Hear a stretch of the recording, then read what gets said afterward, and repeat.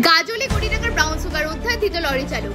মালদার গাজল থানার পুলিশের বড় সাফল্য। গাজলে পান্ডুয়া 12 নম্বর জাতীয় সড়কে একটি 16 চাকার লরির কেবিন থেকে উদ্ধার হলো 5 কেজি 605 গ্রাম ব্রাউন সুগার, যার বাজার মূল্য কয়েক কোটি টাকা। গোপন সূত্রে খবর পেয়ে পুলিশ লরিটি আটক করে।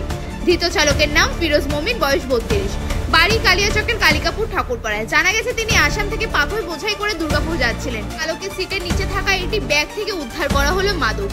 ঘটনায় চালককে গ্রেপ্তার করা হয়েছে। পুলিশের পক্ষ থেকে জানানো হয়েছে মাদক পাচারের আর কেউ জড়িত কিনা তা তদন্ত করে দেখা হচ্ছে। মালদা থেকে হরিণ চৌধুরী রিপোর্ট, বাংলার কথা।